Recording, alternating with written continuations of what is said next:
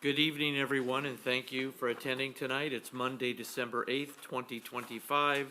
This is your Board of Education for the Glendora Unified School District.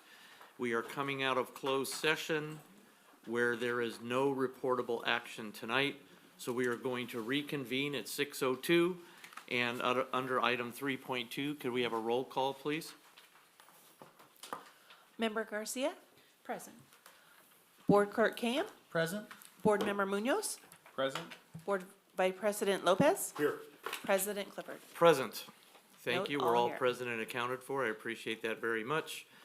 The next item is going to be 3.4, which is Pledge of Allegiance.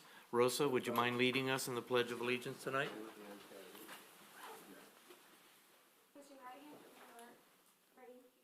I pledge allegiance to the flag of the United States of America and to the republic for which it stands, one nation, under God, indivisible, with liberty and justice for all. Thank you, Rosa. 3.5, I would like to have a motion to adopt our current agenda, please. I'll make a motion. I'll second. There's a motion and a second. Is there any discussion? No discussion. All those in favor say aye. Aye. Any opposition? Our agenda is adopted. The next item is item 4.1, Board Reorganization, Election of Officers for the period of December 8, 2025 to the December 2026 organizational meeting of the Board of Education. And we go to election of officers. The first office is President. I'll call for nominations for President. I'd like to nominate Gary Clifford to continue as president of the school board. Thank you. I'll second. We have a motion and a second. Any discussion? All those in favor? Aye. Any opposition? Yeah. Okay, we have 4-1, so that passes. We will move on to the vice president role. A call for nomination for vice president, please. I'll nominate, Paul Lopez for vice Trustee president. Sorry, Lopez. Board Member Paul Lopez. Trustee Lopez is being nominated for vice president. I'll second. There's a motion and a second. Is there any discussion? All those in favor? Aye. Any opposition? Okay, that passes. We'll go down to clerk. I'll have a call for nomination for clerk. I'll nominate Dr. Dan Kaim for clerk. Is there a second? Second. Motion and a second. Any discussion? All those in favor? Aye. Okay, that passes. And we'll move down to the next item, which I believe is It's an appointment. the secretary, 4.5, the appointment of the secretary to the Board of Education, which I believe the secretary, the motion should be for Dr. DeGrazia to be the secretary. So moved. There's a motion and a second. Any discussion? All those in favor? Aye. Any opposition? So that doesn't change from last year. It's the same for the next following year, and that moves us down to section 4.6, which is a representative to the Los Angeles County Committee on School District Organizations. We have a current, where is that information? Hold on for a minute. I believe the current representative is Mr. Lopez for The that one. current, yes. Paul Lopez was selected to complete the term through December 2025. I'll make a motion to repeat that if he wants that. Yeah, Again? that's fine. I'll stay. Okay, there's a motion and is there a second? I'll second. Any discussion? All those in favor? Aye. Aye. Any opposition? Okay, the next one is the LA County School Trustees Association representative in 2025. I served as that for last year. I don't mind doing it again for this year, but it's up to the board. Any discussions? I'll make a motion that trustee Clifford continue as our board representative to the Los Angeles School Trustees Association. Okay, is there a second for that? I'll second. A motion and a second, any discussion? All those in favor? Aye. Any opposition? Okay, that passes. The next one is the selection of the Board of Trustees Committee for 2026. If you look at the agenda, it appears that Ms. Garcia, Mr. Munoz were the Glendora Education Foundation. Is there a motion to continue that or change that? So moved. Is there a second? I'll second. Is there any discussion? All those in favor? Aye. Any opposition? The next item is the GUSD PTA Council, which was Ms. Garcia and Dr. Dan Kayem. Any discussion or motions from that? So moved. Is there a second? I'll second. A motion and a second. Any further discussion? All those in favor? Aye. Any opposition? The next item is the Coordinated School Health Committee. Dr. Kayem had that 2025 assignment. Is there a motion for 2026? So moved. Is there a second? I'll second. Motion and a second. Is there any discussion? Dr. Kayem, do you choose to accept that mission? Sounds great, thank you. All those in favor? Aye. Any opposition? Chamber of Commerce Legislative Action was a 2025, Mr. Clifford and Mrs. Garcia. Is there any motion to keep that the same or change? So moved. Is there a Second. second? Motion and a second. Any discussion? All those in favor? Aye. Any opposition? Glendora Coordinating Council has Mr. Munoz in 2025. I hope you enjoyed that assignment. I'd like to make a motion that you retain that for 2026. Is there a second? Second. A motion and a second. Is there any discussion? All those in favor? Aye. Any opposition? The next item is the LCAP. Remind me what LCAP stands for again? Local Control and Accountability Plan. Local Control and Accountability Plan. I'm looking right at her. Stakeholder Committee. Mrs. Garcia was the 2025 assignment. Is there a motion to retain that? So moved. There's a motion. Is there I'll a second? second. Any discussion? All those in favor? Aye. Any opposition? The last committee item is the SGV ROP, which is the San Gabriel Valley ROP. Stands for again? I think that's a 2-year term. It says Ms. Garcia, 2-year, first term 2020. Oh, there you go. So that stays the same. Let's just make a motion to codify that. Make a motion? And a Second. second. All those in favor? Aye. All right, there we go. So it looks to me like all of those committees are filled. Not a lot of changes there, so there's some good synergy moving forward.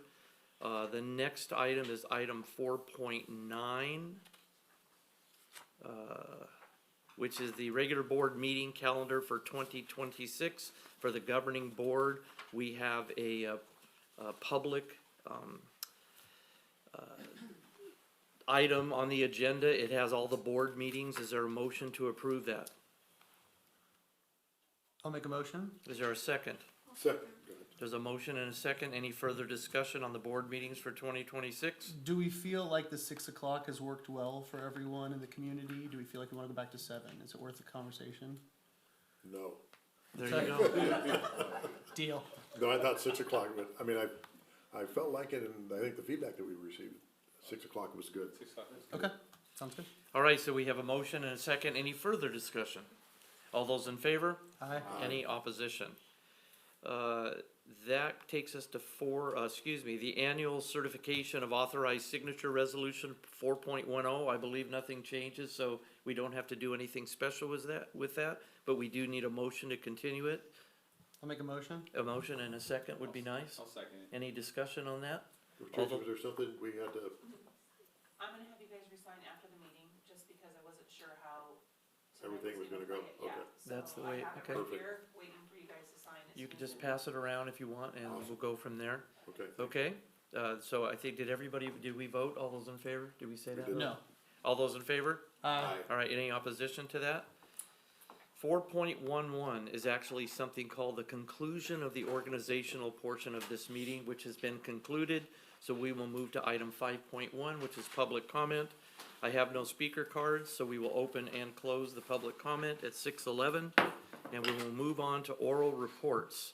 And the oral reports start with our student board member, Rosa Ramos.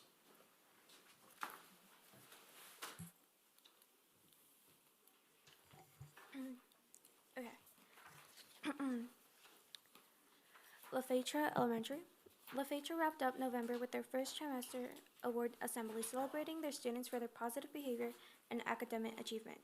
PTA hosted Donuts with Dudes, where students arrived early to enjoy a donut with a special dude in their life.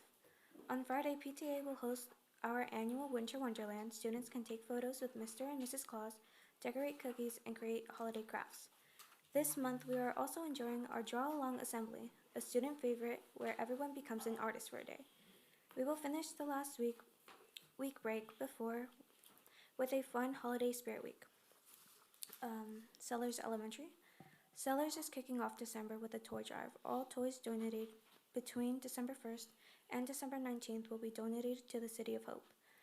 On the 4th and 5th grade band and orchestra students had a moment in the spotlight at our winter concert at Goddard on December 2nd. It was lovely. It was a lovely evening full of talented students. Our PTA would be hosting a holiday event on December 12th in Sellers Cafeteria.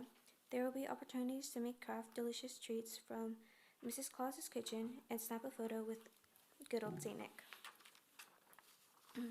Goddard Middle School. On Tuesday, December 2nd, school announcements were done via YouTube Live, and 3 students bedazzled Mr. Zerika's head after winning a PTA raffle. On Friday, December 5th, the annual Turkey Trot, as known as the Jingle Jog, was a great success. PE raised over $20,000 for new equipment. Preparations are underway for flag football and volleyball tryouts. As we launch the next season of middle school athletes, trials will happen on December 9th and 10th. On December 5th, we hosted web movie night. The 6th graders watched Home Alone in their pajamas and sipped on hot cocoa. And finally, Wickham High School. Students are digitally working on completing the classes and recovering credits before the end of the quarter. Counselors are meeting with students who are not on track. Our staff Christmas party was on Thursday. This was a time for staff to get together and celebrate the holidays and have fun. We recognize students weekly for having perfect attendance. Our Wildcat of the Week was Lewis Arnells for having perfect attendance last week. Students attended the CTE Pomona Fairplex field trip today. They were able to tour 3 programs and get valuable information about the CTT programs. We hope that this will improve participation for Wickham students. Wickham will have a preview day on Tuesday for new students and those considering transferring. The purpose is to help ease the transferring and answer any questions about our program. Our sales students have earned a field trip by reaching their goals this semester. They will be going to Dave & Buster's on the 17th. We will be showing our school and holiday spirit of December 15th and Spirit Week. Each day will have a different fun theme. Thank you, Rosa. I understand you have some important school work to do tonight, so you're gonna leave a little early. So any other questions before you go? No questions. Okay, thank you. Have a good evening. Thank you. All right. The next comments come from the members of the Board of Education, and we'll start tonight to my left, and that will be Ms. Garcia. Can I ask you start to the right on that one? Sure. We'll start to our right then. Okay. Dr. Munoz. All right, thank you, President Clifford. Hope everyone had a great Thanksgiving, a nice, safe holiday. During the break, I had a chance to go to the CSBA convention. Got to meet other board members from different districts and superintendents and see how their district is doing. Took a lot of great classes up there, got a lot of great insight. Hopefully we can implement these new things that I'm learning up there in our district. And so it was a great opportunity just to experience that up there in Sacramento. I was up there with Trustee Garcia, Trustee Lopez, Vice President Lopez, and Dr. Dominic DeGracia. So it was a great time. Also wishing everyone a hard semester, finish the semester strong as the year's coming to an end. So, we only have I believe a week or 2 left in school. So prepare for those finals and study hard, and Merry Christmas to everyone. Trustee Lopez, you're up. I'm ready. I hope everybody had a great Thanksgiving also, and happy holidays, because I know I'll forget to say that at the end when I talk. Welcome, Tartans here. I think you're all from Mr. Smith's class, right? Back there, everybody's from Mr. Smith's class. So thank you for being here. It is our last meeting before the end of the semester, so that's good. And welcome to my beautiful granddaughter who's out there in the audience tonight also. I have to make sure I say that Sienna's out there with us tonight too. So same thing, being at the California School Boards Association conference this past week in Sacramento was fun, and it was enlightening, and we got to see we got to hear the gubernatorial candidates speak and give their position on different areas of education. So it was eye-opening, and I'm hoping that the things they said come to fruition for education, because then we will be in better shape. Also, we got to hear to the candidates for the State Superintendent of Public Instruction. We had a couple of different panels with the different groups, and so encouraging. Hopefully, with everybody saying that they're going to put an emphasis on education and continue with funding and things like that, and right, and a different funding model possibly.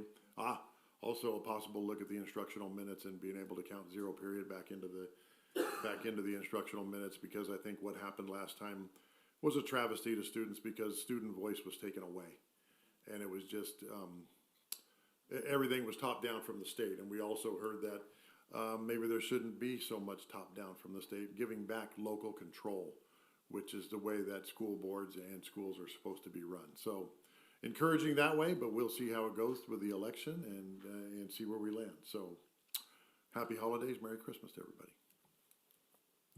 Thank you, Trustee Lopez. Dr. Camp? I'm really looking forward to all of the holiday activities and all the things going on. It's an important time to remember that even fun things can be taxing. So please, all of our staff, administrators, teachers, take time to care for yourself. Students, also take time to care for yourselves. It's fun doing all the things, but all the things still wear us down. We want to make sure we keep each other healthy and safe throughout the next couple of weeks here. The past couple of weeks have been a lot of fun and really encouraging for our district. A couple weeks ago, on the same night, I was able to go to GHS's cardboard boat race. I had to tell my kids to calm down because they were screaming so loudly at the boats going in the water in the middle of December, which was awesome. But the same night, GHS soccer team had a lovely game supporting one of our students who is engaged in a battle with cancer, and it was really cool to see the community come together to rally around behind her and stay strong together. So it was a really good opportunity to see how a community does best, and how Glendora builds the community that we live in. So that was really exciting. I'm very excited for the upcoming holiday season, and I'm excited to see what the next year brings for all of us. So Merry Christmas to everybody, and stay safe, and we'll all be out, I'm sure, December 13th, going down Glendora Avenue for the parade. So we'll see you all there. Thanks, guys. Thank you, Dr. Cam. Ms. Garcia? Okay, a lot going on in the last 2 weeks. I don't like that we only have one meeting in December and January. I feel there's still so much to cover, but I do want to say thank you for allowing us the opportunity to go to the CSBA Annual Education Conference, because it is an incredible opportunity for us as trustees to learn all the new things that are happening on as far as legislation. But for me, truly, it was an opportunity not only to have a good time with my colleagues and get to know them on a different level, but also to collaborate with other districts. And what's super exciting for me is to see what other districts are doing despite declining enrollment, despite the challenges in funding. They are finding very creative ways to continue to serve their students, continue to grow programs. And so for me, that left me feeling like, all right, we could do more. And it is important to go to these conferences because you see how they're doing it, and they present and they show you. And it's important to get out of our bubble and kind of see what everyone else is doing. It's not a matter of comparison. It's a matter of really learning and understanding that there are other ways to do things. I focused on CTE pathways. I saw a lot of great examples of pathways that are being offered to our students that I hope I can have a conversation with our executive team and see what that looks like here in Glendora. And also a lot of STEAM extended opportunities for our students that would make great use of our already existing STEAM labs, because the labs are there, the money has been invested, and I think it's important that we are intentional about using it and making sure that our students really just maximize the use of that lab, because again, a lot of money was invested in that, and from what I hear, the kids are really excited to be in there. So let's find other ways for them to use those labs. And then one big topic was surplus properties, and as districts are trying to find ways to create a different avenue of revenue for themselves because of the financial instability in our state and the funding formulas that are just not meeting the needs of our students, districts are being asked to find other ways to bring in money. So considering surplus properties and what to do with them was a huge topic. And I really enjoyed hearing what other districts are doing and how creative they're getting and how they're finding many ways to bring additional funding to their district. So that was amazing. What was another thing I wanted to say? Oh, the Glendora Education Giving Tuesday. Thank you all for your participation. It is always exciting that day to see those numbers just keep going up and challenging. And I also love reading the comments of the donors, you know, cheering on their schools. I'm looking forward. I know we were a little bit shy of our goal of $100,000. I think we were at 97 something, so really, really close. But that just goes to show that our community is committed to supporting and finding ways to continue to keep these programs that are so important to our schools. I love seeing the list that our principals created in collaboration with their principals, our principals in collaboration with their teachers, as far as what they needed to fund. So I'm looking forward to you guys getting that money so you can get going on that. So thank you to the foundation for putting that together and for all of the work that they do.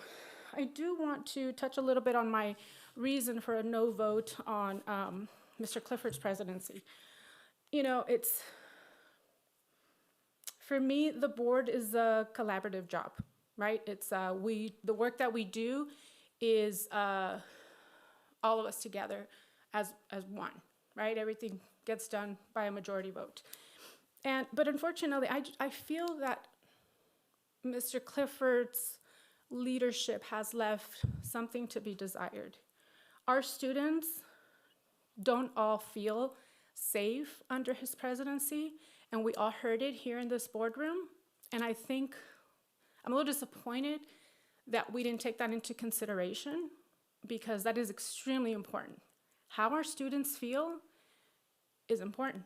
They need to feel that this board as a whole, that the leadership of this board has their back and is keeping them safe. And they very loudly let us know that they did not feel safe under his leadership. So for that reason, along with the fact that Mr. Clifford doesn't always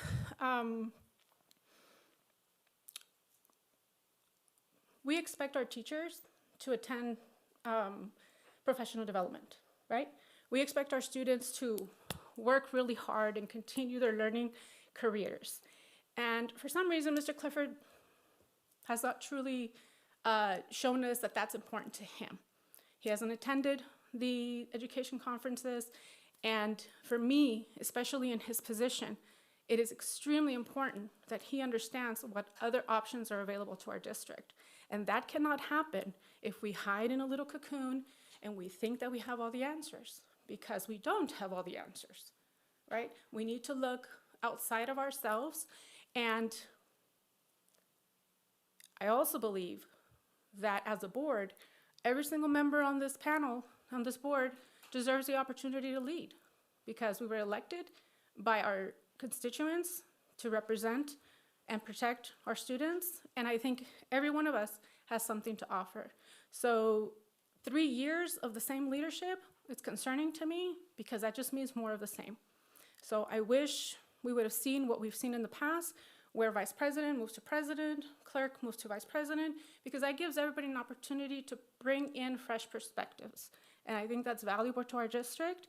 And I just wanted to clarify that those are the reasons that I had a no vote for his presidency. So thank you. Wow, thank you. I just wanted to say, Dr. Munoz, thank you for bringing up the ending strong with the students.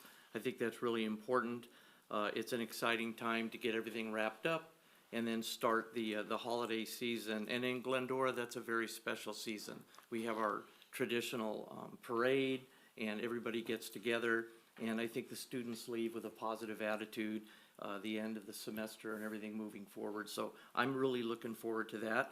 I'm also meeting with a group of students from the high school that are in the throes of developing an app It's a gamified app to try to spice Glendora up a little bit because there's an allegation that there's nothing to do in Glendora. So there's a group of business students that are putting an app together and starting that process.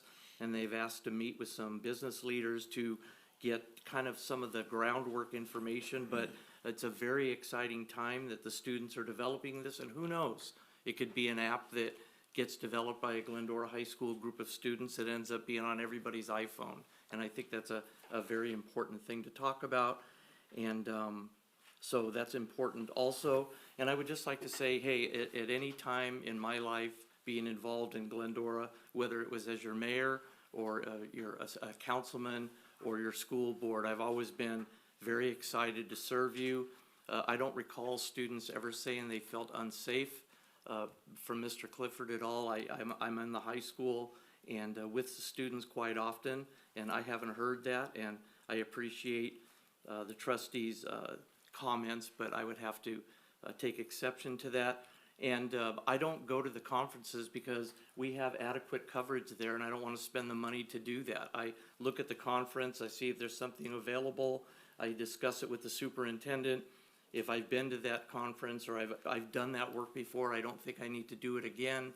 I went to last year's conference, and I didn't see the need to travel to Sacramento this year and do that. We had some really great representation, and I don't think the requirement, especially for someone who works full-time, if I have a full-time job and I'm a full-time professor, I have a lot of things going on, so I don't think having to travel regionally is something that I need to do personally all the time, because I think that we share that with our board members here. Also this year, additionally, I had a death in the family that happened a couple days before the conference, and I wouldn't have gone even if I was signed up for it. And we're having that funeral tomorrow, so I appreciate the comments. We all are individuals up here. I feel that the board is collaborating very well, and as you could see at the board meetings, I think we work well together. I'm surprised by those comments, but I respect them because everyone is allowed to have their own comments, and I would just stand by my record of service in this community and being available for any of the board members or students or anyone else that wanted to meet, whether it was in my company role, my role as a trustee, my role as a college professor, or any other role that I have in the community. So thank you for listening to that. So we will move on then to item 6.3, which is our superintendent's report. Thank you, Mr. Clifford, members of the board, distinguished guests, and I'm sorry that Rosa had to leave early. I completely understand why, but I wanted to recognize her. She was recognized as the only student in the entire school district, Glendora Unified School District, to be selected as our Every Student Succeeding Award winner. Dr. Espino and her principal, Mrs.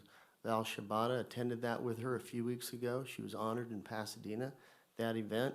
That's a very high honor, and it's for her demonstrating her persistence, her perseverance over time, and continuing to work at very, very high levels, and you see it evidenced again tonight, and so congratulations to her. It is certainly a 2-week sprint to the end of the semester. Finals are upon secondary students, so we wish the best with everybody there and get everything done.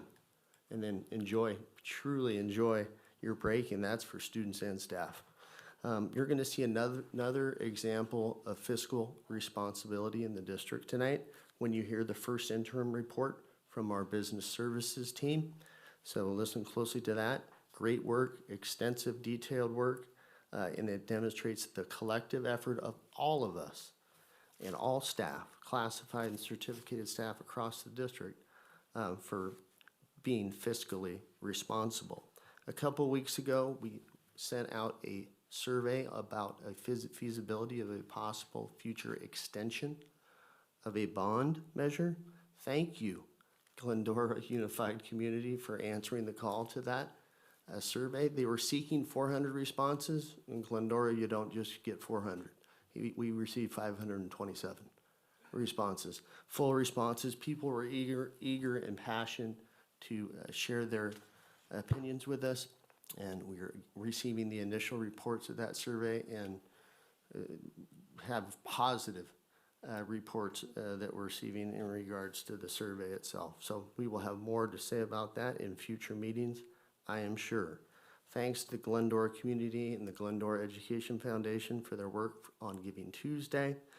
Nearly $100,000, I think the last total was $98,000, almost $99,000, that was raised in support of enhancing school site resources. Each had a different item that they were looking to reach, a goal, and many of them reached that goal, and they will be securing those items. Kudos to Glendora High School's first ever pilot, certified pilot, Maddox Allen, 11th grader. He actually received his pilot's license before his driver's license. He's the first one. He's one of the inaugural students in the first aviation class from a couple of years ago. He completed his ground hours and passed his examination successfully. He is a pilot. Outstanding work, Maddox, and that's a great success story. Happy holidays to all. Sounds of Noel is a great kickoff to the holiday season for sure. That's at Citrus Hop Performing Arts Center tomorrow evening at 7 p.m. Christmas parade, practice your waves. Saturday the 13th at 9 a.m. And for students and staff, enjoy your well-deserved time away after these 2 weeks. Enjoy it safely with family and friends, and we will see you all back on January 5th, 2026. Thank you, Dr. Grazia, for item 6.3. That moves us to item 7.1, which is the LCAP and Dashboard Mid-Year Report presented by the Educational and Businesses Services team. Well, thank you all for having us and for students for being here, even if you are a captive audience. We appreciate it. So as required by SB 114, we're here to present updates on our data and our LCAP plan for what we have thus far in the year, now that we're about halfway through. Our focus for this year, and really the 3-year cycle, is our title there: Every Journey, Every Learner, Every Day, supporting Glendora Unified. This also aligns with some of the things you'll hear later in our presentation on our professional learning focuses. And to give you a little background, I will kick it over to my partner in crime, Dr. Nahara. Okay. So, as we mentioned, the purpose of the mid-year update, although legal, is really to keep you informed of where we are in this moment in time. It's from where we left off when we presented the LCAP to you back in June. And at that time, we presented the most up-to-date data that we had at that time, and we connected to the goals that we presented. But now we have some more data, my favorite thing, and this summarizes where we ended the year in 24-25 based on those students in 24-25. But we also have information on our current year students in 25-26 and what we've done with them so far up till now, December 8th. So what we're going to go through with you today is a summary from our data from 24-25 based on test scores and metrics that were recently published in the dashboard and on ETS, and how those connect to our LCAP goals, mostly LCAP goal 1 and 2. And then we'll share what we've done in those areas of all our LCAP goals. And when we share those progress, we'll share those for also goals 3 and 4, but those will be more qualitative in nature as we tell our story of what we've done so far this year. So before we start, I want to put it in a little context for you. I want to connect our LCAP goals with our strategic plan so you can see that when we operate in concert with everything that we do. So when we're supporting every learner every day, we don't just do this willy-nilly. We have a plan. So you'll see how our LCAP goals across the top connect with our strategic plan on the side. So we have our student achievement, our LCAP goal 1, our LCAP goal 2, attendance and engagement, 3, our family, community, and engagement, and 4, safe schools, and how they connect with our strategic goals: academic excellence, enhancing student choice, investing in staff, clear, consistent communication, fiscal responsibility, and operational efficiency. And you'll see how they cross one another. And I thought this was a really nice plot graph, so it shows how we're always operating across each other. And so we do that all throughout everything that we do. So now I'm going to turn it back over to Dr. Prince so she can tell you a little bit about our students from last year and how they are impacting this year. Yeah, so this gives you a little snapshot of our demographic data, and it's important to remember that this is 24-25 data. So this was last school year's data. When you look at this, though, overarchingly, our population is stable. Yes, we continue to have declining enrollment. We have a little bit of a rise in certain student groups, like barely. We have a little decline in a few, but overarchingly, our demographics and our ethnicity stay stable. One thing I do want to draw your attention to is over the last few years, we've had a steady increase in our students who qualify for homeless population students. So the few years ago, in 23-24, we had 33 students qualify as McKinney-Vento or homeless. Last year, 24-25, you'll see up here, we had 85 students qualify as homeless. And this school year, currently, we have 109 students qualifying as homeless. This increase creates this as a significant subgroup that you wouldn't have seen a few years ago on our dashboard, but it's something important that we look at, and we look at how we support. There's a few different reasons this could be. So it could be economic uncertainty, difficulties. Another thing, a few years ago, we really looked at, we were noticing as our principals with working with families that they were thinking more of the homeless means I do not have a home and I live on the street. We clarified our residency surveys that we do during data confirmation to go with the educational definition of homeless.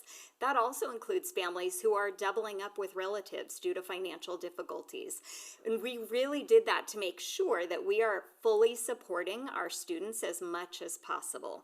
So that could be. We've also done a lot of training and support on the protocols with our principals, our office staff, so that they know how to identify McKinney-Vento or homeless students so that we can fully support them. So we are really working on that.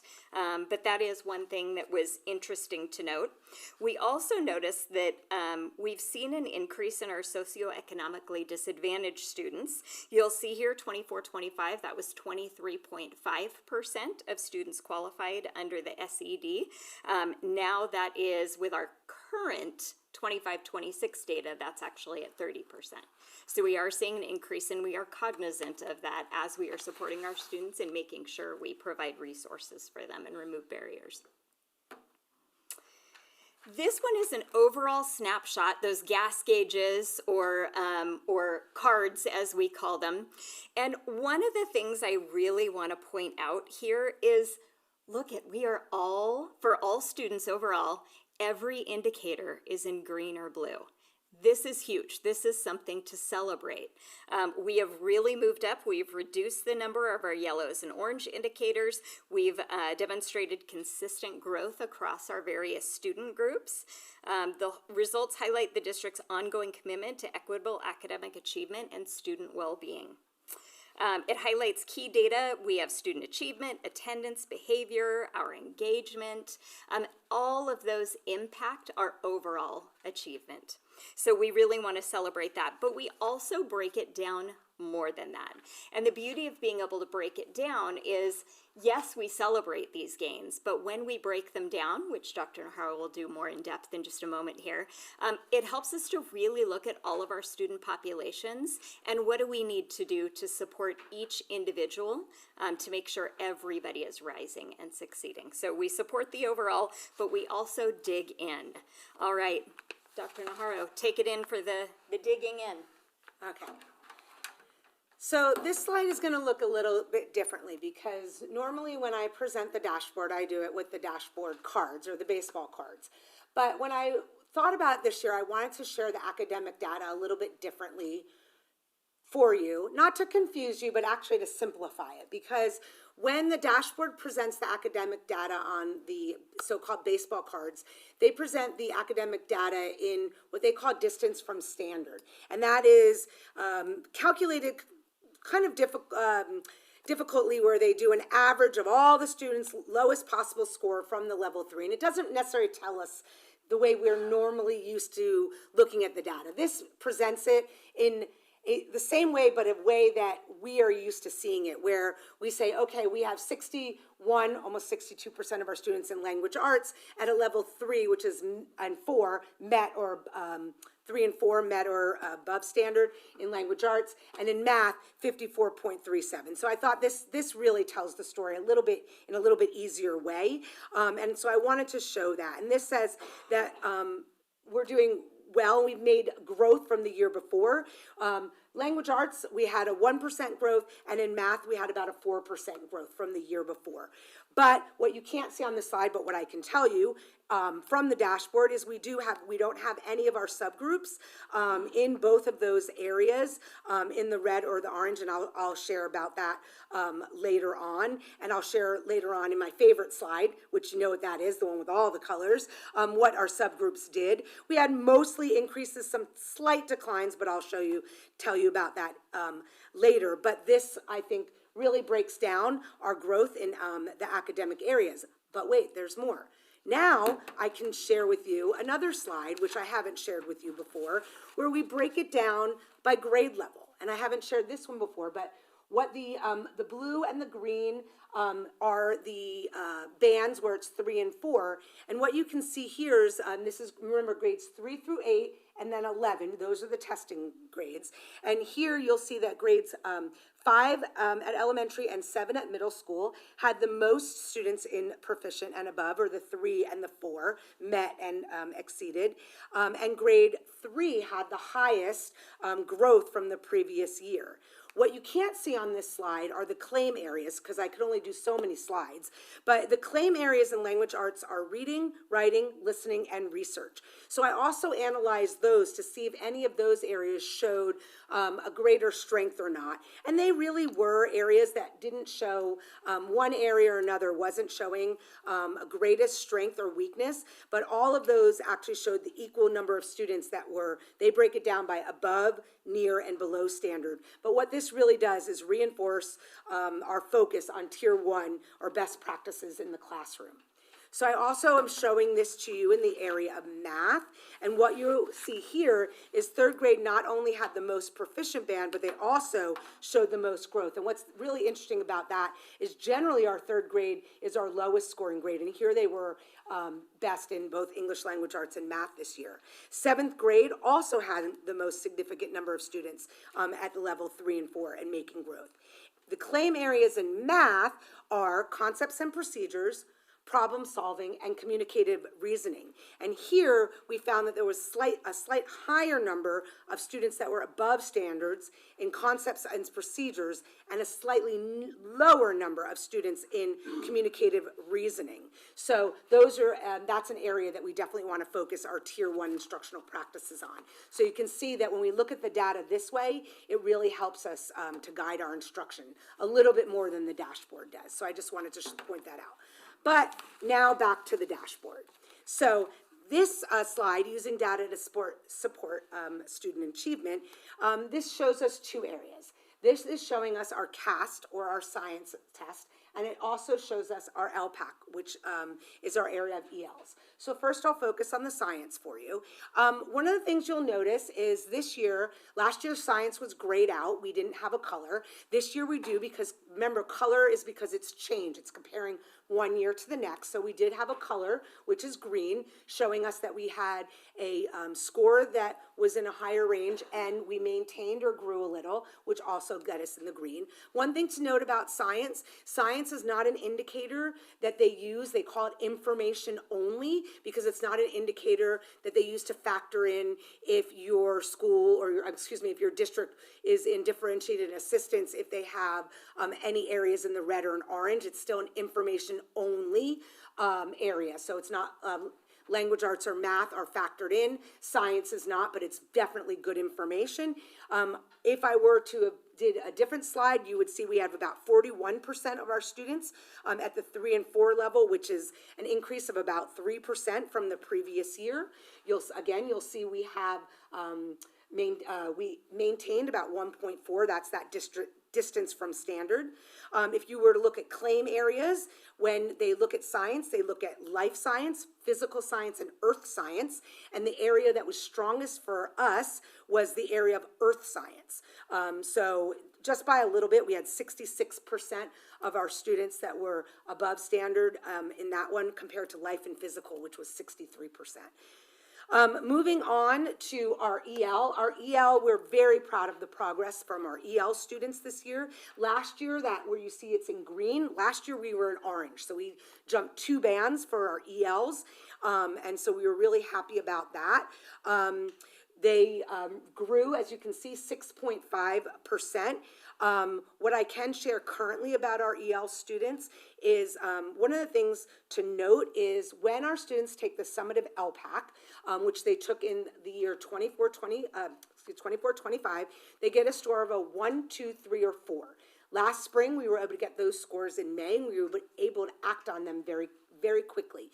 So when students are able to get a score of a level 4 on the summative LPAC, that's the first cutoff they need to be reclassified or redesignated out of being EL, because that's our goal. We want to really decrease our LTEL or our long-term English learners. So last year, between last year and this year, we were able to look at all of our level 4s and see how many we can reclassify. And I can tell you at this point, out of all those level 4s, we have been able to reclassify all but 5 of those students, which we have never been able to do. For example, last year, this time I had almost 30 that we still hadn't been able to reclassify. Now we have only 5 that we're monitoring very closely. We're trying to reclassify them all before February 1st so they don't have to take the LPAC again this year. I will give you a comparison. Right now in LA County, there's 10,000 level 4 students that have not been reclassified. We have 5 left. So our EL students are making fabulous growth. So continuing on, using data to support student engagement, what you'll see here, pictured on the left, is our graduation rate, and then pictured on our right is our CCI indicator. So the graduation rate, remember it shows your 4 and your 5-year indicators. So our 4-year indicator is 97.7% plus 0.4% is our 5-year indicator, which equals the 98, or it's actually 98.1%. And what I can share with you, if you look back over time, in 2019, our graduation rate was 98.12%, and now we are back at that. We had not made it back to that. That was our pre-pandemic rate, so we are now back to that graduation rate. So we're really excited about that. And then you will see our CCNI indicator, and you can also see over the 5 years in that, we are now at the best that we've been doing with our CCNI indicator. That also increased 5%. And you will see the purple band all the way on the right. That 59.4 is higher than we were, bless you, but at the 2019, you will see the highest we were was at the 57.1. So we've also made great gains in the CCNI indicator. But there's one thing to note for this past year, they did change the calculation because what they did add in is one additional factor for the CCI indicator, where they, at the end of last year, they approved that you could not, it's not just passing the AP exam as one of the indicators, because there's about 10 different indicators, but you could also have a passage of the AP class with a C- or better. But then they went back and recalculated the year before CCI indicator, so you are comparing the same thing from year to year. So when they have the 2024 and 2025, you are comparing the same indicators. They went back and added those in. So I did want to add that in. So now I'm going to turn it back over to Dr. Prince, where she's going to talk about using data to support student engagement. Thank you. I'm sneaky. I'm stealthy. So you can see here for our attendance data from the dashboard. And remember, I have talked over and over again about attendance is incredibly important, not just because we want our kids at school every day and it seriously impacts our funding, but when you aren't here, we can't support you, we can't teach you, and you won't achieve as high. So we really want to make sure we have our students attending.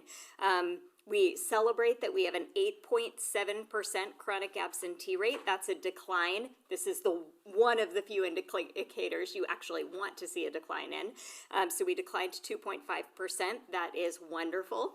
You can see on the charts that we are again starting to go back down towards those pre-COVID levels, which is wonderful. And really, again, this is our goal 2, attendance, emphasizes our goal 1 and enhances that. And one of the biggest things to think about is, yes, it's only 8.7%, but those 8.7% of kids matter, and we need to keep looking at them and keep supporting them.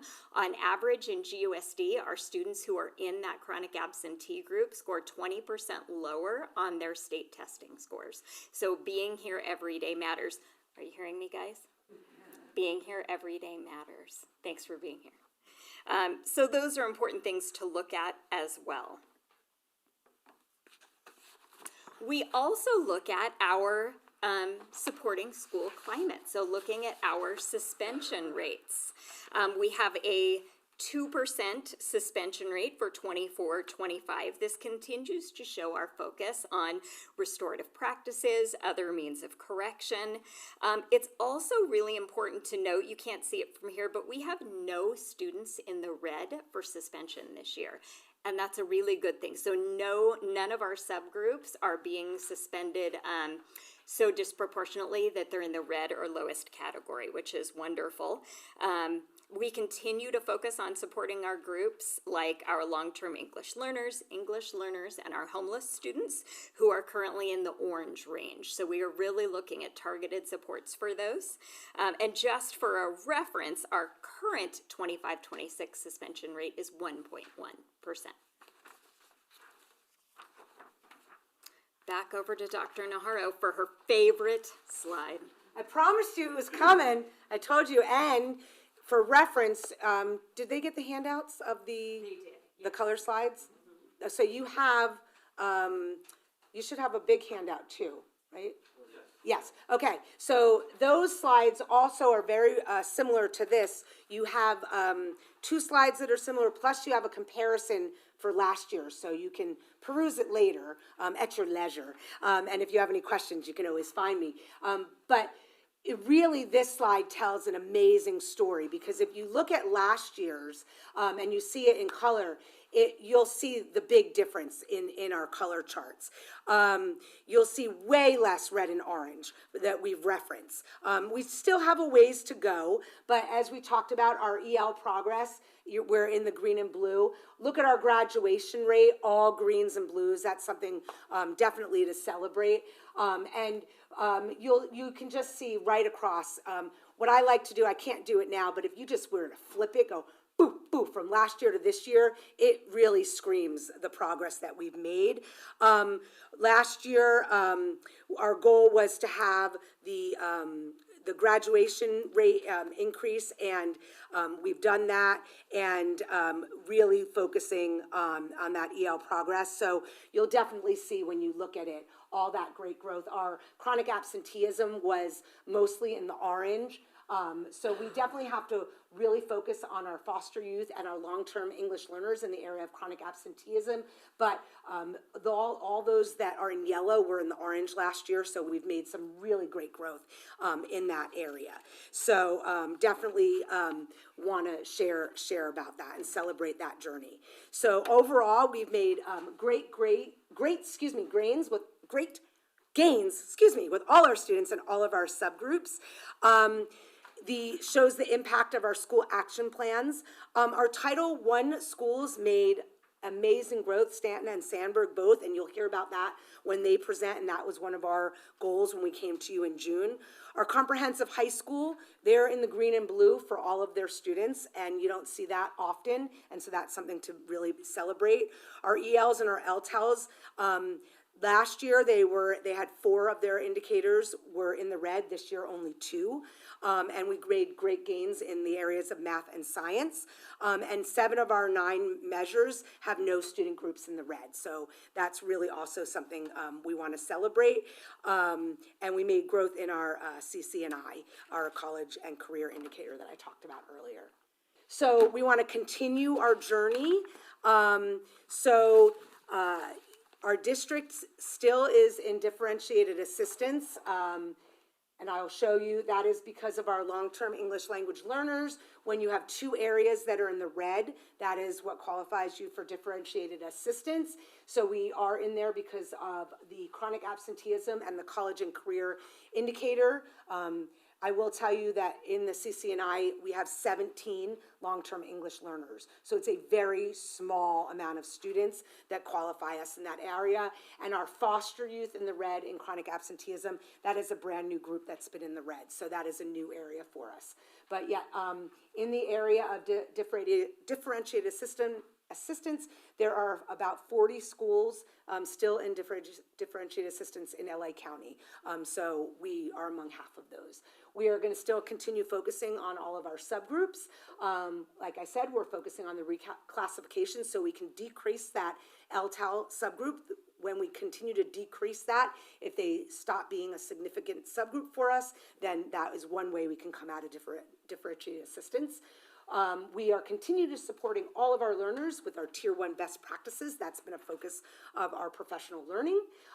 We are going to continue with our science of reading and our reading screeners.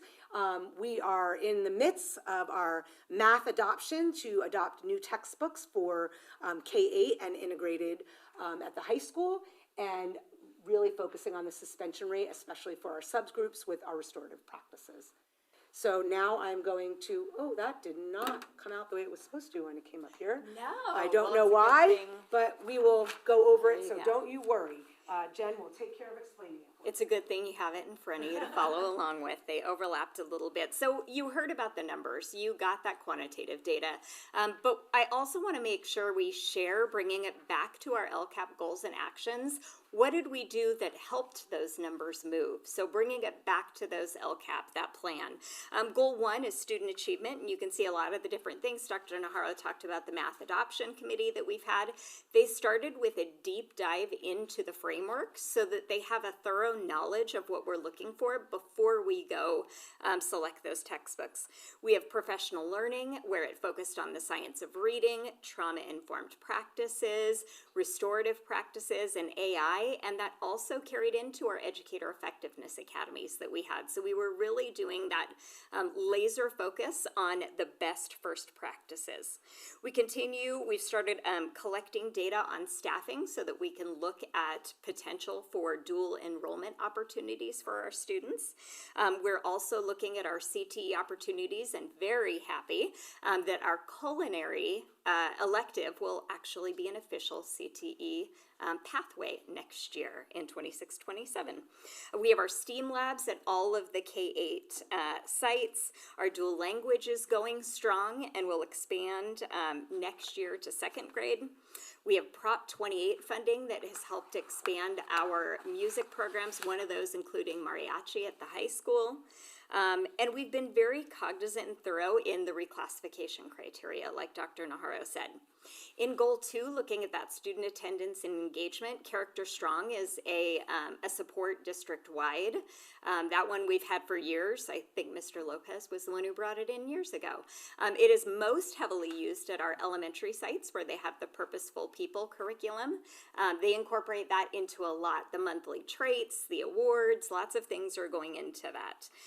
We have student support specialists who have become an integral part of all of our school sites, especially our elementary sites, where they don't have the academic counselors on site, so that has been huge. Our sites continue to focus on engagement, on positive climate, cultural celebrations, events that draw students in. And we have our student advisory committee, where Dr. DeGrazia and executive cabinet get to meet with our students, and we get their input and their feedback, and it actually makes a difference. It makes a huge difference in our plans to have their voice, the most important voice in that. I also mentioned our work at really focusing on our students who are socioeconomically disadvantaged or homeless, and that is looking at removing all the barriers we can. So whether that's academic barriers through best instruction in the classroom, or engagement barriers through Glendora Gives, where we partner with a lot of our community partners, and we provide, whether it's toiletries, school supplies, clothing, car seats, prom dresses, to make sure our students, we remove those barriers for them to positively engage in their campuses, because that's really important for us. We have goal 3, our family and community engagement. We have a lot of family education nights district-wide as well as at each sites. A few of them, we had our Yellow Ribbon Week Parent Night in September, our Red Ribbon Week Parent Night in October. We also have a Cyber Safety Parent Night coming up for our elementary parents in February. Highly recommend for any parents of students who may get a cell phone for the holidays. Really important to come think about, now my kid has a cell phone, how do I protect them with their online safety? So we really look at how we can support our families in supporting our students with these. We continue to utilize and expand our communication methods, Parent Square that provides translation to a parent in their native language of their choosing. We use our social media, our websites, the Glendora Connection monthly newsletter. We also have our Parent Advisory Committee, which Dr. DeGrazia runs and Executive Cabinet meets with and supports. Same thing, having parents give us their input, their feedback, their voice, and priorities are heard through this group. So, and then goal 4, oops, went too quickly. Goal 4 has our digital and physical safety, and some of the things we've really done with that. CyberNet is our cybersecurity training. It is a huge success. Thank you, Dr. Espino, because the blue squirrel is this woman right here. And the biggest part is you don't just delete security risks, you report them so that Mrs. Espino, Dr. Espino, can then remove them from everybody else's inbox before they click the malicious link. So really important, and it has taken off. We were actually having a discussion where we were hauling across the hallway in Ed Services today because I got 5 acorns for reporting one. But then Mrs. Brumfield shared that she also had 5 acorns and was gaining on me. So really good. We have our multi-factor authentication, our Catapult app that we can use in emergencies. We also have, as part of the LCAP, there's those FIT reports. This year, our principals have, they're going to have a meeting with Dr. Najarro and Anthony Peretta, our Director of Maintenance and Operations, looking over specifically, here are the infractions, here are the things that we're going to fix, here's what you're going to fix, and helping them to create a plan to ensure those fixes happen. And we are fixing any errors we may have in the FIT reports. And for a budget overview, usually we present this separately from the first interim, so we have to have a budget update, but you are lucky we are not going to belabor it and make them present the exact same information twice. So stay tuned in about, 3 to 5 minutes. You will get the budget update, which includes LCAP update.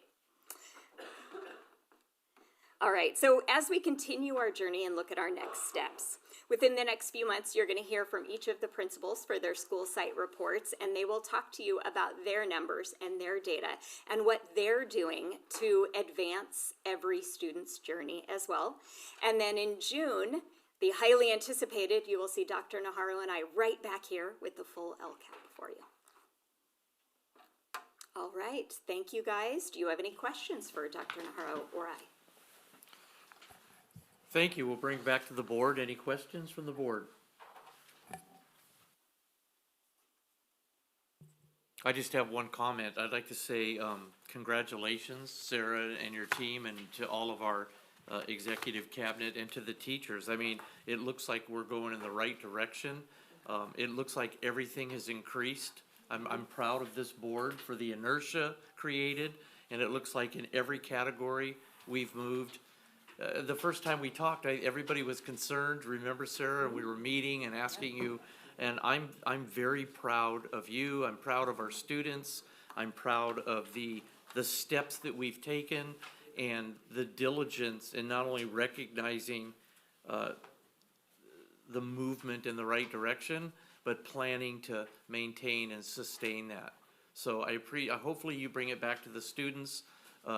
Thank you for taking it serious, because every one of these categories that you mentioned and all the goals are very important. It appears they've taken it serious because the results come from them. We can't make them up, right? Yes. So, congratulations to your team. That's the only thing. Thank you. That was a very professional and concise report. I'll just go quickly. I would like to echo the same sentiments, that the work's been put in, it's been very intentional, so thank you very much. Thank you to the teachers, the entire staff, right? It includes everybody in the school district, and to our students who are being diligent, and they're working hard, they're getting to school, because if you're not in the seat, you can't learn. So obviously, good things happening, everything's going in a right direction. We gotta be on that, we want to make sure that we're growing and that we're on that arrow towards continuous improvement. So thank you very much for the work. Great presentation. Good job. Good job, Glendora Unified. Thank you, Dr. Naharo, Dr. Prince, for your presentation. I appreciate it and always, always appreciate your enthusiasm for data. Thank you. No problem. Just for the benefit of the community, because there's hundreds and hundreds of people watching this meeting online, can you just tell us what are the CCI indicators? What do they consist of? Okay. The CCI indicators consist of a variety of things. I'll name a few. You can be college, and you can be what they call prepared, either being meeting your A to G requirements, passing AP exams, now getting a C or better or C minus or better in an AP class. It could be getting a proficient or above on the state assessment, the CASP. It can also be meeting pathways, so having your CTE pathways. It could also be getting the seal of biliteracy. There's actually, like I said, there's about 12 different ways. So I can't list them all by memory, but there's a variety of different ways, and there's a combination of ways to be what they call prepared.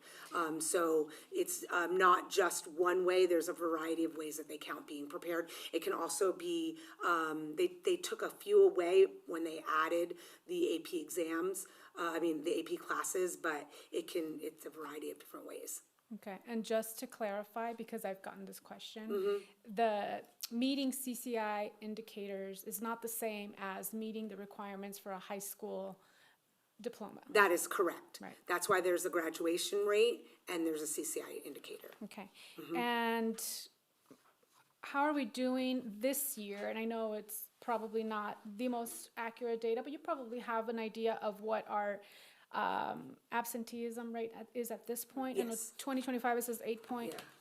We have that. What do we have? Yeah, so currently, according to Everyday Labs, which is the software we use with our grants, and it also has the outreach efforts that it does to parents, as of today, it was 6.4% chronic absentee, according to Everyday Labs. Great. All that messaging, all those emails, those text messages. We continue They're to focus, working. though, because there are subgroups that we dig into. And so our students with disabilities are our highest rate, our socioeconomically disadvantaged, homeless youth. So we continue to hone in on those practices, like restorative practices, other means of correction, because, for example, a day of suspension is a day of absence. So looking at, are we doing those supports? So yes, we are happy with our progress, but we never stop there. All right, last question. Where are we in our math adoption process? Okay, so actually there's a team of us going to the LA County Materials Fair on Friday, but basically we had a small, we did professional development last year with Math Framework.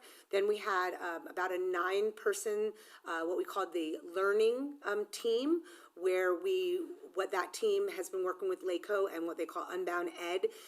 Really what we did with that was developed our district's math instructional vision and then our rubric to really help us winnow down the different textbooks, because this year there was an unprecedented amount of textbooks that were approved by the state. There was actually 64 publishers that were approved. Now we were able to winnow some of that down because that included algebra, which we don't have algebra, we have integrated one, so we're at about 45, I believe, without that. But we need to winnow that down, so we only pilot about 2 or 3 per grade span, K-5, 6, 8, and then integrated 1. So we developed a rubric with our non-negotiables and then what was important to us. So we did that with our learning team. Now we'll expand that to our math adoption committee. So we have about 20 people on the math adoption committee. So after we go to the materials fair, and then people have been contacting us, sending us samples, we are meeting in mid-January to go over those materials with our rubric. So then we will winnow those down to see which ones we will pilot. Then we will open that up to people to pilot within the spring. Those pilot people will then make recommendations back to the math adoption committee. And then late in the spring, late in May, we will then bring this back to a recommendation with our adoption. So is the goal to start the next school year with the new math That is adoption? correct. Okay, That thank is you so correct. much. I'd just like to congratulate you guys. I think that when we were looking at this individual sites doing their presentations, one of the things that really stood out to me is that a lot of our schools and our school sites are doing a lot of heavy lifting as it pertains to chronic absenteeism. And so it's not just the kids that are showing up, it's how do we get kids from districts that are, from houses that may be really far away, kids who, like we were talking about with the foster youth, or people who may not have a stable housing situation, how do they get here on time? And so to see an increase, excuse me, on top of seeing the increase, which is commendable, I feel like it's also the districts and the district and our school sites doing a heavier lift, which I think is really important to make note of and to just provide a lot of kudos for that. I think it's more than just we went positive. We went positive while really adding fuel to the fire. And to hear you say, excuse me, that graduation rates are almost exactly 2019 is wild. That's really cool to think that you guys are now looking at this data, and what we all know is looking at data is great, but how do we take the data and utilize it in a meaningful way? And clearly something that is happening to get us over that hump, which is really commendable. If I were to ask you, and you feel free to tell me to pound sand, but there sometimes you go, oh no, this was the thing that really kind of turned it around, or was there so many different interventions and things that we were kind of moving on that it'd be impossible to identify what's happened? Yeah, really, that's what, when you look at goal 1, the actions that support that goal are vast, pages long. Each one of them plays a huge role in moving the needle, but all of them together is what makes it move. Cool. Well, congratulations, guys. Thank you. And thank you to everybody who was a part of it. Yeah, thank you. Okay, lastly, I just want to say too, I remember last year, this is amazing. I like seeing the green and the blues. You guys are doing a great job. I want to thank all the school sites, all the teachers, the students, the parents. I could see this coming together, making Glendora strong again in academic excellence. So I appreciate all the hard work, and I'm happy to hear that the numbers in 2026 are even looking better. So good job. Thank you. All right, no further questions. Thank you. I think we are moving in the right direction. Thank you again, Dr. Naharro and your team. The next item we have is item 8.1, the new board policy 0441, artificial intelligence policy as presented for first reading. Dr. DeGrazia. Yeah, I'm gonna throw it over to Dr. Prince. Dr. Prince. So I'm just going to read you the background information from there, and then I will kick it over to Dr. Espino, who has done a lot of the legwork here. That AI tools are rapidly emerging across educational and operational systems, and as these tools become more common in our classrooms, our productivity software, and our student learning platforms, the district will benefit from policy to foster responsible, ethical, and safe use. So this board policy 0441 on artificial intelligence helps us to establish that, and I'll call up Dr. Espino if she wants to add any other information or if you guys have any questions. And this is a CSBA model policy that we pulled to use. Yeah, I'll just be available for any questions should you have any after your first read. Essentially, yeah, it is a model board policy. It's one that I think fits our environment well. I know in the past I've had private conversations or individual conversations with some of you and said, we really don't need a policy. Our policy is we're covered by our acceptable use and our responsible use and all of our academic dishonesty or academic honesty policies. But more and more, we are, for compliance and for being like forward in the way that we're thinking about AI, encouraged and asked by other entities such as like our cyber insurance providers, and whether we have a written policy that we're adhering to.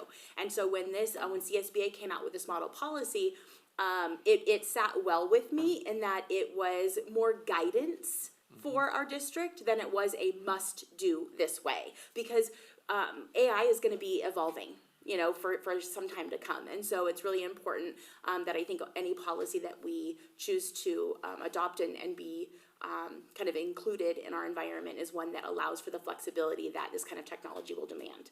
So, and the nice thing about this is it is a very human first, people first policy. So it's really about how we respect the knowledge and the humanness that exists in education while also embracing the power of the technology before us. Thank you, Dr. Espino. It's nice to see you at the dais and the soccer field at the same time. So what we'll do here is I'll read Board Policy 0441, which is the artificial intelligence establishes guidelines for the use of AI by students, staff, and vendors. It supports student data privacy, instructional integrity, equitable access, and a human-centered approach. The policy also complements existing district efforts in cybersecurity, device management, digital citizenship, and instructional technology. May I have a motion for approval? It's just first reading? Oh, so we don't even have to do that? Just read it and then we'll do it next time?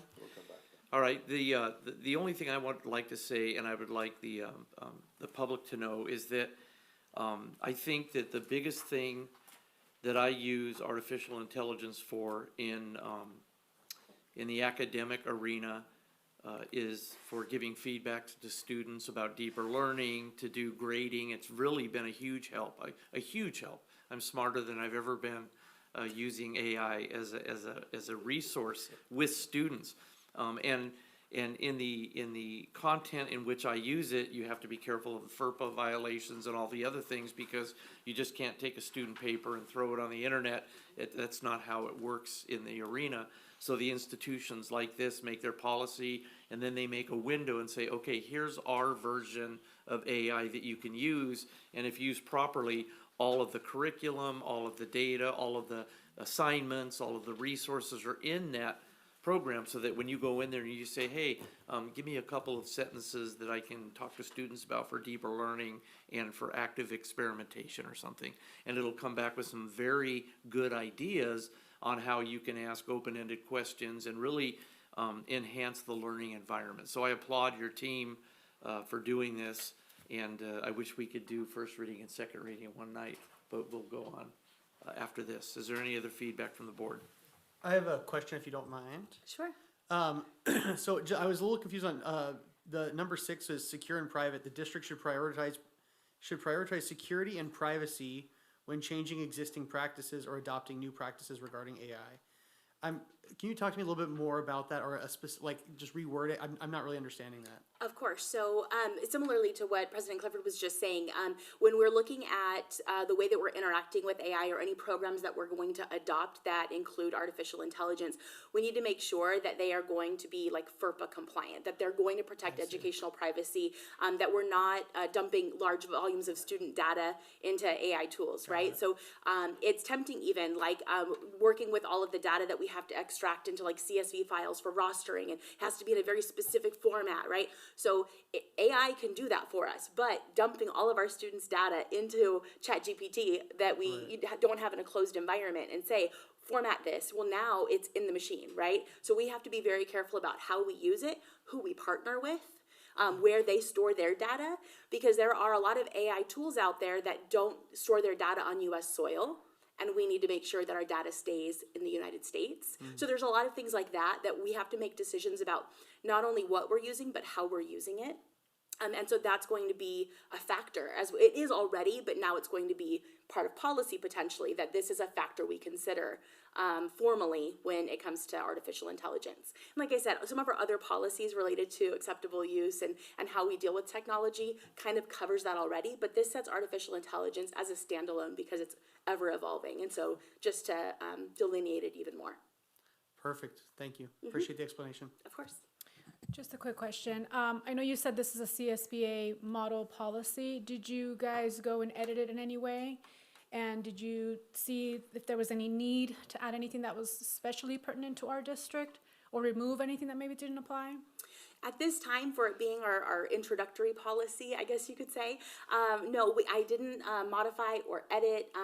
The only thing that I did was cross-check for our existing policies to make sure that all of our policies that exist currently, there's no conflict, that, there was no contradiction in the policy. I think that if it comes to be that as we evolve as a district with our use of AI and something needs to be either more strictly worded or added in as the technology develops, then we'll bring it back for revision. But I think as it exists now, it covered the things that we needed it to cover. Perfect, thank you. And again, as I said earlier, and I thought I could do that, I'm trying to make a motion to waive the second reading and handle this tonight because I think it's appropriate, and I think that we can do that. And I really think it's important to get some window set as earlier than later, because I don't want 300 people using their own Chat GPT to figure things out and realize that there's. And I'm sure there are already, student papers that are leaking out, because it's such a great tool. But like every great tool in education, it has to be managed. I had to go through a very extensive training class on how to use it, how to speak to the school's version of it, which was quite different than the Chat GPT that you use everywhere else. So if the board's so inclined, I go back to my original presenting the policy, listening to the presentation, waiving the second reading, and asking for any further discussion or a second to approve this tonight. I'll second that. I think we did the same thing with nutrition We did, services. Yeah. we did, and it's important, and we don't have another meeting until January, and I don't wanna wait till January for a second reading. Is there any further discussion, Dr. Munoz, Dr.? Okay, all those in favor of this, say aye. Aye. Any opposition to it? Thank you, and thank you. Thank you. Thank you very much. The next item is long-awaited 8.2, approval of the 2025-2026 first interim report as presented. Dr. DeGrazia. Thank you, Mr. Clifford. We're gonna hear from Ms. Jeanette Walzak and Mrs. Araceli Medina. Thank you.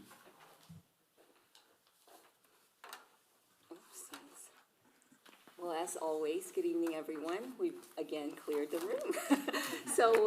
So we have the report attached to the board docs. That's about 170 pages. So tonight in this presentation, we're gonna go over the main points. And so if there's any details or any questions, we can certainly answer that. So tonight, we'll walk through the district's 2025-26 first interim financial report. The report represents our first formal revision to the adopted budget, which we presented back in June, and it will incorporate updated financial data from July 1st through October 31st, and it's also going to reflect a few components of the final adopted budget for 2025-26 signed by our governor.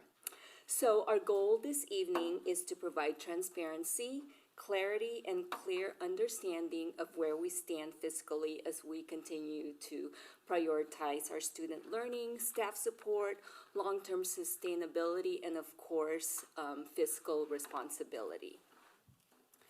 So just a reminder, school districts in California are required to certify their financial condition twice a year, first interim and also the second interim. And on this report, we're gonna, So on this report, we're covering the current year plus, so we're covering 2025-26, 2026-27, and 2027-2028. Some of the major revisions included in the first interim includes our adjustment to our local control funding formula. We increased it by $700,000, and that's driven primarily by the updates to our projected ADA and the application of some of our averaging method. Also on this report, we are increasing our restricted general fund revenue by 1.9 million, and get ready for this, this is a long name, and that's recognizing the state's student support and professional development discretionary block grant. So we increased that, or recognized it, I should say. And as far as the expenditures, we adjusted for the 1% ongoing and 1% off-schedule compensation adjustment for certificated, confidential, and management employees. And we also updated the district's health and welfare contribution rates, increasing the district's contributions by $100 for employee only, $150 for employee plus one, and $200 for a family plan. These revisions ensure that our budget reflect current negotiated agreements and actual cost trends. And now I'd like to turn it over to Mrs. Medina to talk about the rest of the detail of our first interim report. Thank you, Jeanette, and good evening, everybody. So I'm going to go over the numbers with you all. So we'll first start off with the assumptions that were used throughout our projections. So going over our enrollment, you can see that we declined by 107 from prior year in our current year, and we are projected to decline by 100 but in the next two subsequent years. So currently, our LCFF average daily attendance funding method is going to be the 3 prior year for all 3 years, so the current and the 2 subsequent years. The COLA did not change from adopted budget, so it's still currently going to be 2.3 for 25-26, 3.02 for 26-27, and 3.42 for 27-28. So the next slide is just some additional assumptions that are included in our projections. These are more related to our payroll expenditure statutory benefit rates. So those have remained pretty steady with the exception of our PERS. The PERS rate is the one that continues to go up. So also, our workers' comp rate is always annualized annually. So at the end of this year, we'll analyze what our workers' comp rate will be, and then we'll update that going forward. But for the purpose of our assumptions, we use the same rate for the current year and the 2 subsequent years. So now I'll go over the unrestricted general fund balance. So based on our projections and our multi-year assumptions for our revenues and our expenditures for our current year, we are projected to have a deficit of 2.5 million with an ending fund balance of 14.9. For 26-27, our deficit is projected to be 2.2 million with an ending fund balance of 12.6 million. And then for 27-28, we're projected to have a $1.2 million deficit with our ending fund balance of 11.3 million. The next slide just represents the components. We're just required to disclose what the components of our unrestricted general fund balance are. So they're composed of our non-spendable, which is just really our revolving cash, and our stores, our assigned, which is our unrestricted lottery, our 3% a reserve for economic uncertainty, and then we also have the board additional 3%, which maintaining the board's additional 3% continues to serve as a safeguard to ensure that the district has long-term fiscal health. So the ending fund balances, as I stated in the previous slide, are there for your reference, but these are the components that make up the ending fund balance. So here I'd like to just highlight some of the 2 major general fund contributions that continue to affect our financial position, which is our special education contribution. And as most districts in California, our contribution from the unrestricted general fund continues to increase. And that is just due to the rising cost of services, increased student needs, and insufficient state and federal funding. Our routine restricted is another general fund contribution, and this is a requirement. So districts are required to contribute 3% of the general fund, the general fund's expenditures, all the expenditures in the general fund. We're required to contribute 3%, which this requirement ensures that we have money set aside for ongoing facility maintenance. So just your maintenance, not big capital projects, but just the maintenance that, you know, our facility need, or our schools need to upkeep. So we are meeting the requirement to contribute that 3% for our routine restricted. So in totality, we are contributing from the unrestricted general fund in the current year. It's 15.9 million, and then 26-27, 16.1, and then 27-28, 16.5 million. So now I will hand it back over to Jeanette to just go over some budget challenges and the next steps. Thank you, Araceli.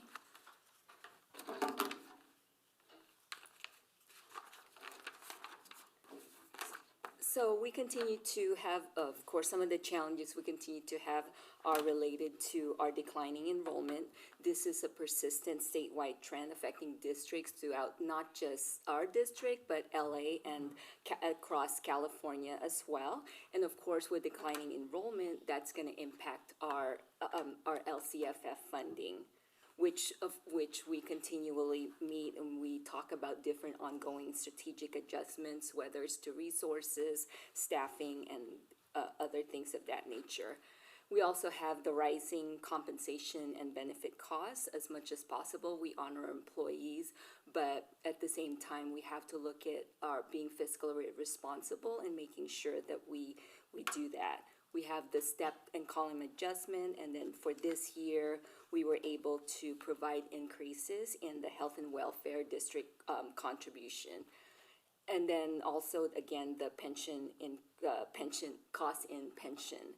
And then, of course, a rising operational costs of insurance continue to just go up significantly from year to year, especially from last year to this year. Our general and liability increase pretty significantly, as well as the transportation costs. Our transportation costs is through our SELPA, and there was a new negotiated amount related to that for this year, and that cost continued to increase. And at the same time as that, our facilities are aging and, of course, requiring some repairs and upkeep, as Araceli had mentioned earlier. So we do that as well. And then due to the pandemic, we have the economic recovery and learning loss. And we try to provide some support, district support, and related to that, as well as other extended learning opportunities to help with that. And then continually is the increase in mental health and social emotional needs.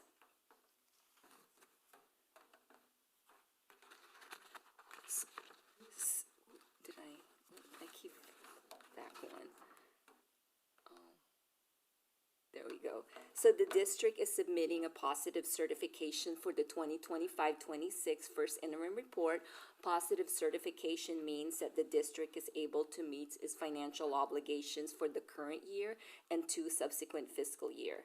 The district is also meeting the 3% required minimum required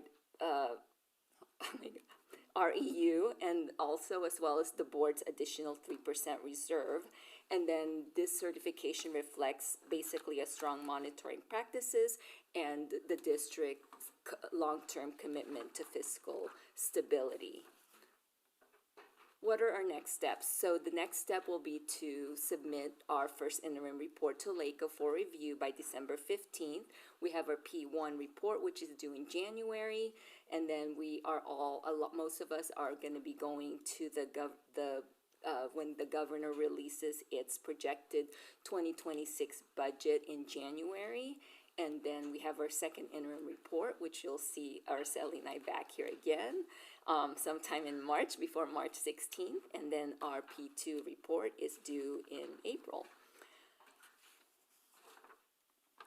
So I think that wraps up our first interim presentation. We want to thank the board, of course, for their continued support and collaboration, our leadership team, our school site administrators, and everybody to make this happen. And of course, our business services team for committing to ensuring our responsible stewardship of district resources, transparency, and which aligns with our mission to support student success as well as our LCAP goals.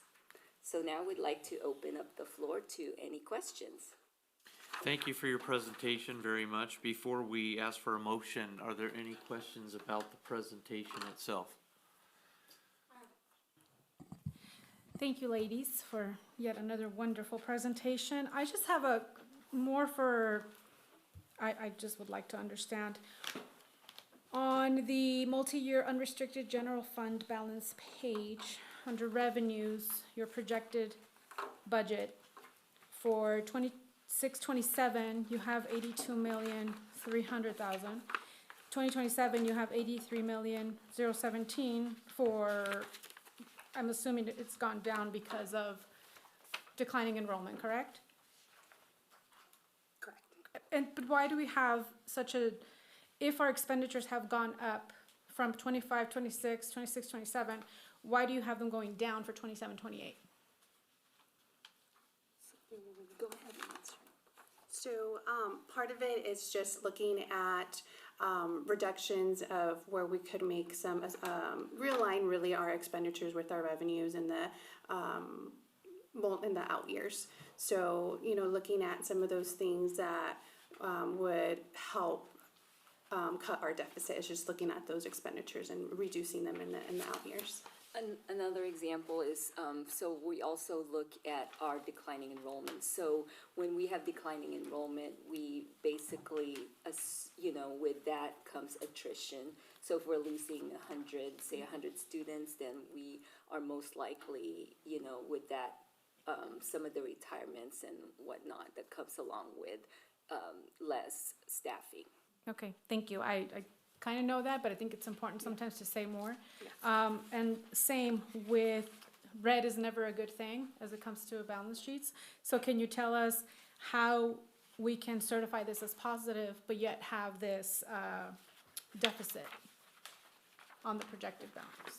So it has to do with our fund balance. So because, when I presented the slide of the component, so although we are deficit spending, there have been years in the past that we had a net increase. So that's why it's good, although you sometimes have a net increase, you're gonna need it down the line, in your multi-year projection. So that's really having that net increase that we had 2 years ago. We had it 23-24, 24-25. It's able to sustain when we hit years where we have less revenue, more expenditures, or even like a one-time, big thing that we might need to do. So that's really what sustains is, having that additional 3% that the board requires helps sustain when we do have years that we have deficit.